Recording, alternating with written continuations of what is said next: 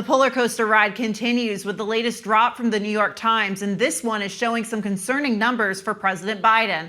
5 of the 6 battleground states still have Trump leading, which should be worry enough for Democrats. But the latest numbers also show a dip in support in key demographics for Biden, Black and Hispanic voters along with young voters. While Republicans take their victory lap and rally around Trump outside his New York trial. This is a sham. This is not the United States of America. This is some third-rate banana republic. If this were happening in another country, we would be laughing at them as a sham democracy. I think this trial is absolutely ridiculous. I think it's a sham prosecution. The Democrats are trying to beat President Trump in the jury box because they can't beat him at the ballot box. They're using this trial as a hook. It's so corrupt. It's so corrupt, and everybody knows it. If Alvin Bragg thinks the American people will believe these absurd charges, take a look at the turnout at Trump events. Democrats are staying strong, reminding the right this is only one poll with 6 months to go until the election. But without a major shift nationwide, could Biden be watching his re-election chances slip through his hands? It's time to go on the record with Scott Tranter, Director of Data Science from Decision Desk HQ. Scott, thanks so much for joining me here today. First off, we have some big news this week as Biden and Trump finally agreed to 2 presidential debates. But it's not without breaking tradition, with the first one happening before either candidate has officially been nominated, and both won't be sanctioned by the Commission on Presidential Debates. Scott, how will this play out, and what differences will there be? It's funny. I was watching that play out on Twitter or X or whatever they call it these days. I mean, that's pretty amazing. They put out the challenge and Trump accepted. I think they're still going through all the rules, but here's what's pretty obvious to me from the number standpoint. If you just look objectively at the polling average for Joe Biden, he's not doing well in the battleground states. If the election were held today, he would not be the favorite. Now the election isn't held today. And so these debates are an opportunity for him to have a moment to kind of swing the momentum back his way. So I can see how, he wants them maybe a little bit more than Trump, and Trump, really wants them. So we'll see how the rules play out, but I'm expecting without the commission it to be pretty free swinging and both candidates coming out at each other. Yeah, it'll certainly be must-see television for a lot of us following this race. But Scott, I want to touch on something you mentioned. The bigger concern now for Democrats is holding on to their historically left-leaning voting groups. But the latest polling from the New York Times show Trump and Biden are narrowly separated with Hispanic voters. How surprising is it to see these results?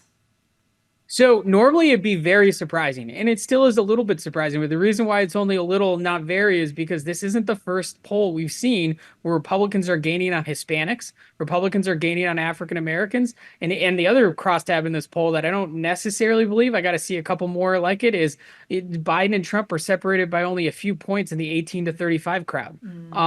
Basically what we're seeing here is the Democrats are giving up small but significant shares of voters that they've historically won with 70, 80, 90%. And that's just enough to tip it in Trump's favor in some of these states like Pennsylvania, Wisconsin, Michigan. So we've talked about Georgia before, and the same poll showed Black voters who helped flip Georgia in Biden's favor in 2020 are showing less enthusiasm, like you said, to get out for Democrats. How are Democrats reacting to this dip among Black voters in particular? I think it's a little bit of polling denialism, to be honest. Again, if Donald Trump got 23% of the African-American vote in Georgia, that would be historical for a modern-day Republican candidate. So I'm not saying it's not a surprising result, but again, this is not the first battleground poll we've seen where Republicans like Donald Trump are gaining among the African-American vote. And so, right now, I think the Democrats are in a little bit polling denial. We'll see if they change their campaign tune over the next few months, if we get some more public polling that kind of shows and continues that trend. Yeah, you also mentioned this before. Another sign of Biden's struggles are with young voters. We've seen nationwide college protests attacking the president over his support for Israel. But what else do you think is driving young voters to sway away from supporting Biden if those crosstabs that we mentioned before are in fact correct? I think it's right now it's lack of enthusiasm. Young voters are just they're not, both parties are not super happy with their candidates, but it's even more pronounced among young Democratic voters. They would really like to see somebody else. So I think that's where a little bit of that is coming from. I think a lot of them come back, proverbially home, voting for Joe Biden in the fall, or at worst, not showing up. I don't see them necessarily supporting Trump. It's really more about not showing up. But I think a lot of that is you're seeing that as a protest vote in the form of polling right now. And again, it's just lack of enthusiasm for their candidate. Switching gears, I want to take a closer look at this year's Senate races as Democrats are looking to hold on to power in the upper chamber. Maryland Senate primaries took place this week, and Prince George's County Executive Angela Also Brooks defeated Congressman David Trone. Trone outspent Also Brooks by 10-1 in this heated race. What are her chances looking like going up against former Republican Governor Larry Hogan in the general election? Republicans got their best candidate in Maryland with Larry Hogan, but it's despite that, also Brooks is going to be favored. I would put it, we're going to have her model out in a couple weeks. I would still put it as she's the likely winner in that race. And it's simply because, Maryland is a Democratic state. She fits the demographics. She's got a good record. Doesn't mean Larry Hogan's not going to give her a run for her money, but she's going to be the favorite to win. Certainly a tough race for Republicans, but Democrats definitely not taking it for granted either. Moving to West Virginia, they also held their Republican Senate primary this week. GOP Governor Jim Justice won in a race for the seat held by retiring Senator Joe Manchin. Manchin was obviously one of the few Democrats that has been able to flip the very strongly red state of West Virginia. But Scott, do you think has Manchin essentially all but handed Republicans his Senate seat, and how would this shift affect control of the upper chamber? Yes, he's effectively handed that seat to the Republicans. Jim Justice and his famous dog, Baby Dog, one of my favorite campaign dogs out there. This is the pivotal seat in terms of, the Democrats really needed to be competitive in that seat because they got to win a couple more beyond this. But this is basically a gimme to the Republicans, and this is why the Republicans are heavily favored to take over the Senate, is because Joe Manchin basically ceded this one to the Republicans.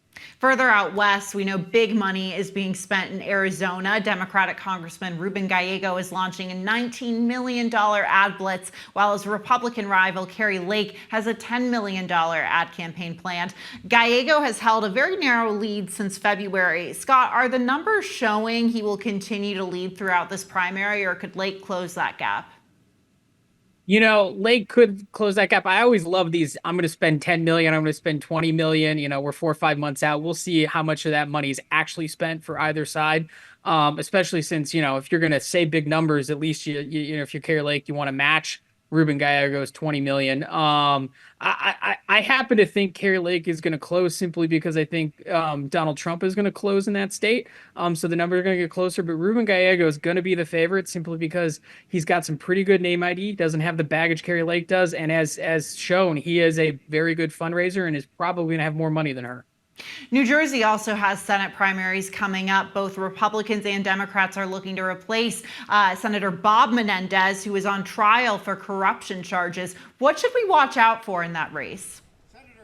I guess gold bars falling out of the bag of his pocket. That's one of my favorite congressional corruption cases. It's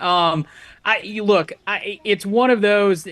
New Jersey. It's a solid Democratic state. I know there's a lot of chatter about the Donald Trump rally in Wildwood over the weekend, but New Jersey's still going to be a solid Dem state for the presidential and for the Democratic side. Andy Kim is one of the favorite progressive candidates out there. He's an interesting guy. He's pretty charismatic.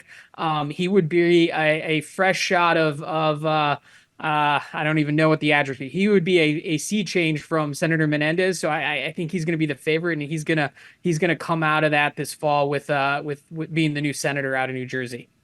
So I want to go back out west. Montana was a state that rode the blue wave in 2018 when Jon Tester was elected, but now it looks like this year's race is really a toss-up. What polling are we seeing out of that state, and what are the chances Republicans can flip it back to red? It's funny, if you're in the Slack channel over with all of the nerds we've got over at DDHQ, you go back and forth. I happen to think it's probably much closer to a toss-up.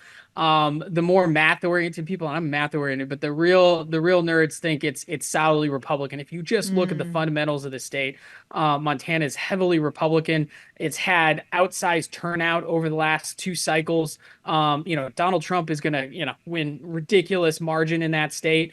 Tester is a very good candidate. And, here's a number for you. While Tester outperformed the Democrats or his Democratic counterparts in 2018, he did not outperform his win above replacement, as we like to say, or how much he should have outperformed by what as much. Now, he won, but he should have won by much more given the Democratic wave in 2018. And so that is the take on him is, he's good, but he's not going to be good enough to overtake it. So I personally think it's a toss up, but I think you're going to see our ratings be likely Republican, if not solid Republican. Well, we'll be watching for any ratings changes on that race and all the other races we're watching. Scott Tranter, as always, thank you for joining us. Thanks for having me.